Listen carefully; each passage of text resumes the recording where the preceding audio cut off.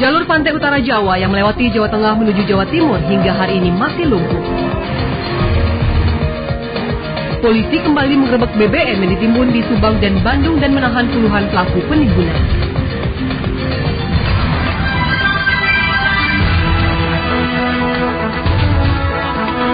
Dari Senayan City, Jakarta, inilah Liputan 6 Malam.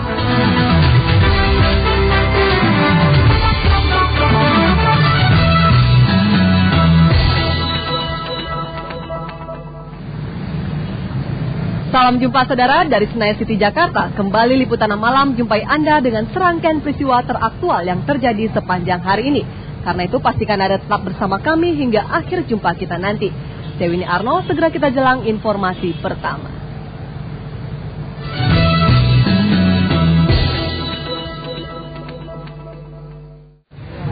Saudara, jalur pantai utara Jawa atau Pantura bagian timur Jawa Tengah hingga hari ini masih lumpuh.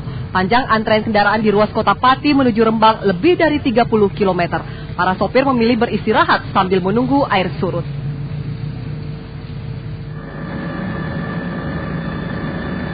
Dari pantauan udara terlihat banjir yang menggenangi ruas jalan antara kota Pati dan Rembang belum surut. Akibatnya arus kendaraan dari kedua arah masih terhambat. Antrian kendaraan masih mengular hingga lebih dari 30 km.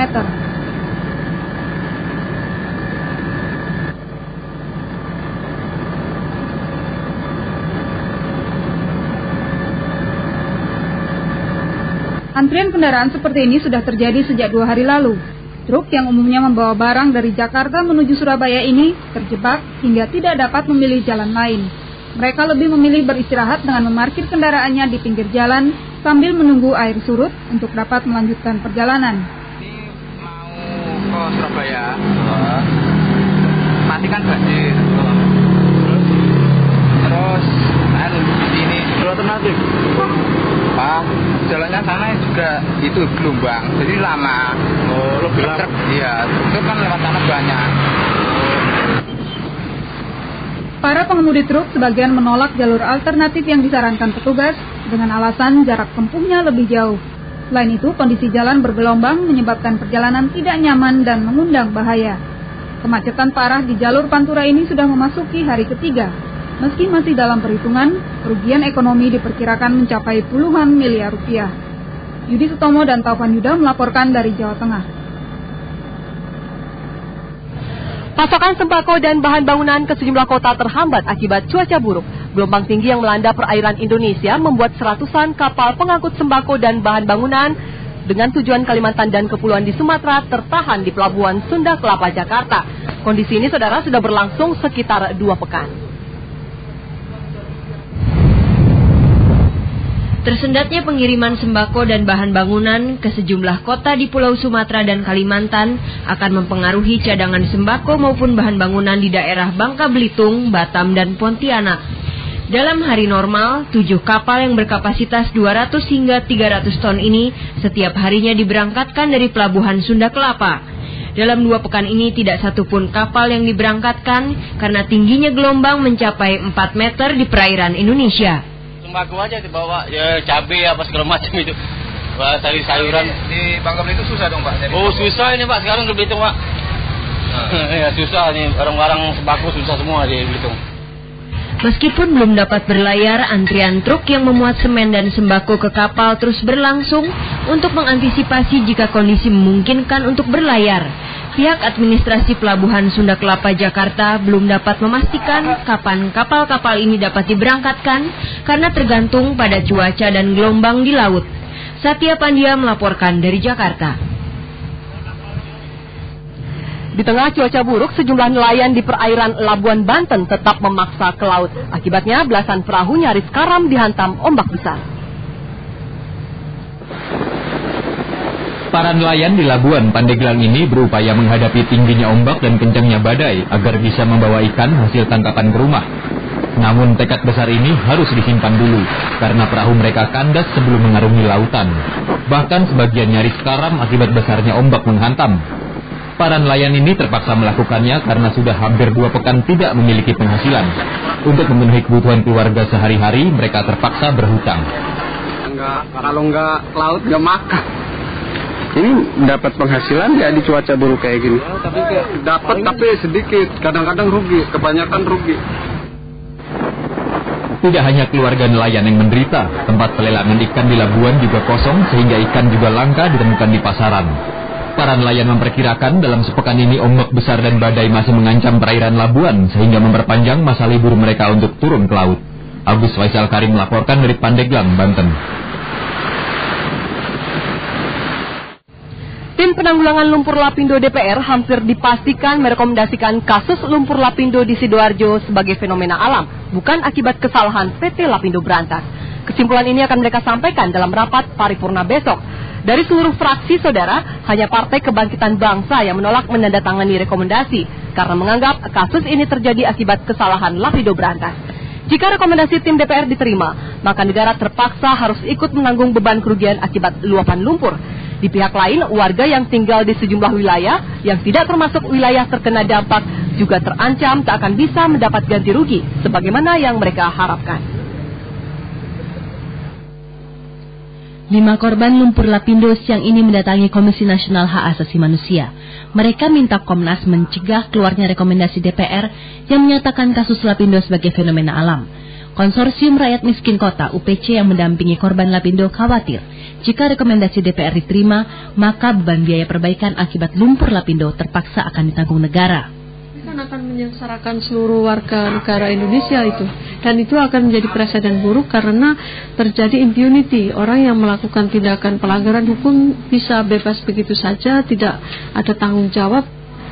Kalau Lapindo merasa bahwa itu bukan salah mereka buktikan dong. Selama mereka tidak membuktikan, apalagi tidak mampu membuktikan, mereka salah. Tim pengawas penanggulangan lumpur Sidoarjo DPR merekomendasikan kasus lapindo sebagai fenomena alam, bukan akibat kesalahan PT Lapindo Brantas. Beberapa ahli pun sebagian mayoritas mengatakan bahwa ini fenomena alam. Nah sekarang kita DPR punya apa? Peralatan apa yang kita punya? Kita nggak punya peralatan, mau nggak mau harus ikutin kata mayoritas. Kalau bahwa ini memang fenomena alam. Fraksi PKB ya sudah maunya kedua-duanya. Jadi oke, ada fenomena alam, faktor fenomena alam, juga ada faktor ulah manusia atas kelalaian Lapindo Brantas ini. Nah, itu berlama-lama. Dan PKB punya pandangan seperti itu selain melihat fakta, realitas di lapangan, juga karena dapat penjelasan dari geolog yang lain. Mayoritas fraksi yang ada dalam tim lumpur lapindo DPR telah menandatangani persetujuan atas rekomendasi tersebut. Rencananya, besok tim penanggulangan lumpur lapindo DPR akan menyampaikan hasil rekomendasi mereka di hadapan rapat paripurna. Jika diterima, maka itu akan menjadi kesimpulan resmi DPR. Kemarin, warga desa Besuki, Pejarakaan, Kedung Cangkring, Nindi, dan Siling Barat membuka blokade di bekas jalan tol dan jalan raya Porong. Namun mereka mengancam akan kembali memblokade kedua jalan itu jika rapat paripurna DPR besok tetap mengambil kesimpulan kasus Lapindo terjadi akibat fenomena alam, bukan kesalahan PT Lapindo Brantas. Tim Liputan 6 melaporkan. Saudara, ratusan orang warga Siring Barat Sidoarjo yang wilayahnya terkena dampak semburan lumpur lapindo berdemo menuntut wilayah mereka dimasukkan dalam peta daerah terdampak lumpur. Dengan demikian, saudara, mereka akan mendapat penggantian dari PT Lapindo Brantas. Kemarin warga Besuki yang juga menjadi korban luapan lumpur memblokade jalan sebelum menyampaikan tuntutan mereka ke DPR di Jakarta. Sambil membawa poster, aksi warga Kelurahan Siring Barat yang sebagian besar kaum wanita ini menuntut wilayahnya dimasukkan dalam peta bencana. Selain menggelar aksi damai, mereka juga menunggu perwakilan mereka yang bertemu dengan Bupati Sidoarjo Win Hendrarso di Pendopo, Kabupaten Sidoarjo. Menanggapi tuntutan warga, Bupati Sidoarjo Win Hendrarso menyerahkan sepenuhnya kepada warga, serta mengizinkan warganya berangkat ke Jakarta. Karena ke sana sebagai warga yang ngeluh pada bapaknya agar diberikan fasilitasi, akhirnya ya sudah saya memberikan bantuan transport ke sana lah untuk juga agar mereka bisa menyampaikan aspirasi di DPR RI melalui pansus. Usai pertemuan, perwakilan warga menyatakan akan berangkat ke Jakarta untuk mengadukan nasib mereka dalam sidang paripurna Pansus Lumpur Lapindo di DPR RI yang rencananya digelar hari ini. Jika aspirasi mereka di Pansus Lapindo tidak ditanggapi, warga akan melakukan demo kembali. Ya, kita buat action yang sekiranya itu nanti tidak sampai merugikan masyarakat. Ya, mungkin kita itu nanti menunggu dari tim 16, nanti kesimpulannya setelah datang dari Jakarta, Pak. Iya. Perwakilan warga Siring Barat akan bergabung dengan perwakilan desa lain yang kini wilayahnya terancam, seperti Desa Besuki, Kedung Cangkring, Pejarakan, dan Mindi. Seperti diberitakan, wilayah Siring Barat yang letaknya hanya 800 meter dari pusat semburan lumpur Lapindo seringkali muncul semburan baru, disertai munculnya gas-gas berbahaya. Kontributor SCTV Eko Yudo melaporkan dari Sidoarjo.